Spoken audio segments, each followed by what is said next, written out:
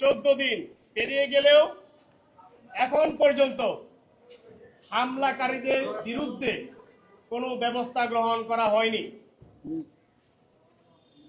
এই যারা হামলার সাথে জড়িত সেনাবাহিনীর কতিপয় সদস্য এবং পুলিশের কতিপয় সদস্য, যারা আমরা মিডিয়ার মাধ্যমে সারা দেশের মানুষ দেখেছে যে কি ন্যাক্কারজনকভাবে হামলা হয়েছে, কিন্তু আজকে দুঃখের সাথে বলতে হচ্ছে যে হামলাকারীরা চিহ্নিত হওয়ার পরেও এখন পর্যন্ত তারা কেউ গ্রেপ্তার হয়নি।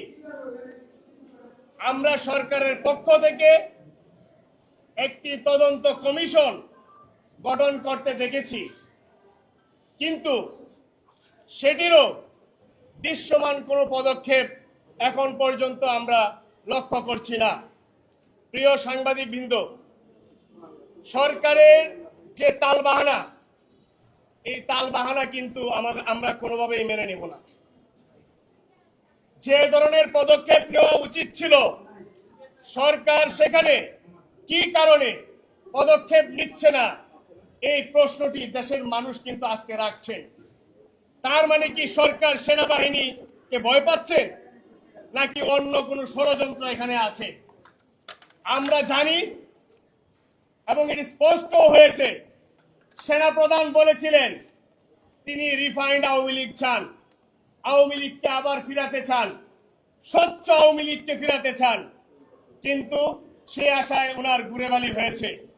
কিন্তু পরবর্তী সময়ে আমরা দেখেছি জাতীয় পার্টির মাধ্যমে আবার সেই রিফাইন্ড আওয়ামী লীগ তিনি চেয়েছিলেন।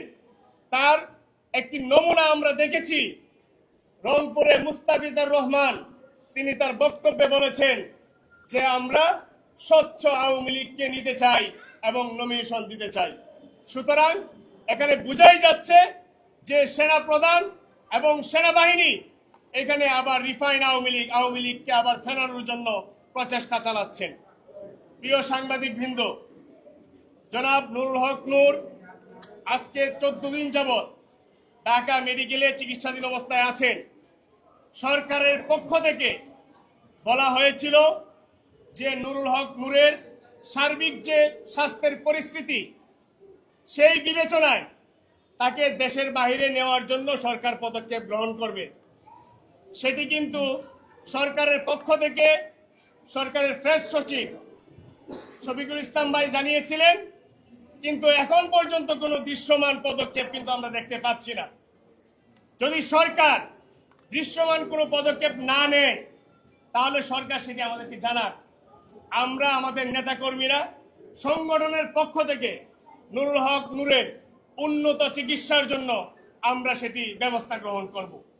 এখন পর্যন্ত আমি অবাক হয়ে যাচ্ছি যে সরকারের সেই ঘোষণার পরেও এখন পর্যন্ত নুরুল হক নূরকে দেশের বাইরে নেওয়া হচ্ছে না।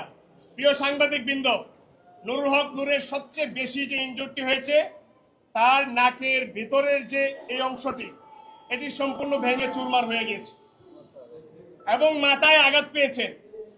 এই দুটি সিভিয়ার ইনজোর এই দেশে বর্তমানে, আমি বাংলাদেশের চিকিৎসা ব্যবস্থার প্রতি অত্যন্ত সম্মানজনকভাবেই বলছি, এই চিকিৎসাগুলো বাংলাদেশেও আছে, কিন্তু দীর্ঘমেয়াদী নুরুল হক নূরের উপর এখন পর্যন্ত 23 থেকে 24 বার হামলা হয়েছে।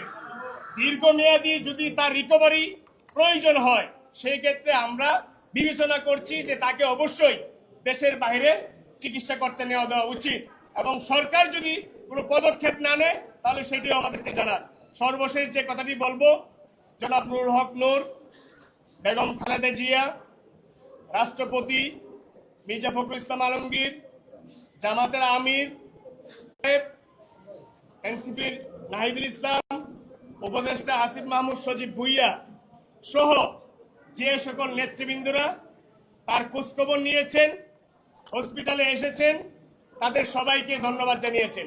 পাশাপাশি ঢাকা মেডিকেল কর্তৃপক্ষকেও জনাব নুরুল হক নূর ধন্যবাদ জানিয়েছেন।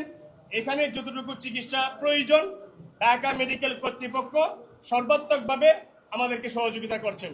ধন্যবাদ। আমি হাসান আল মামুন।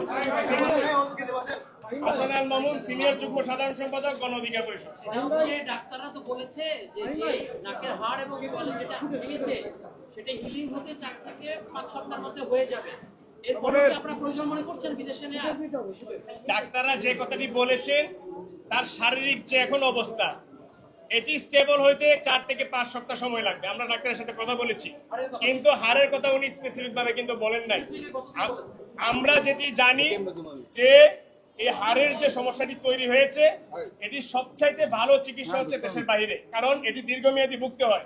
আমি আপনাকে একটা এক্সাম্পল দেই, আমার নিজেরও কিন্তু নাকের এই হাড়টা ভাঙা, আমি কিন্তু একবার অপারেশন করিয়েছি।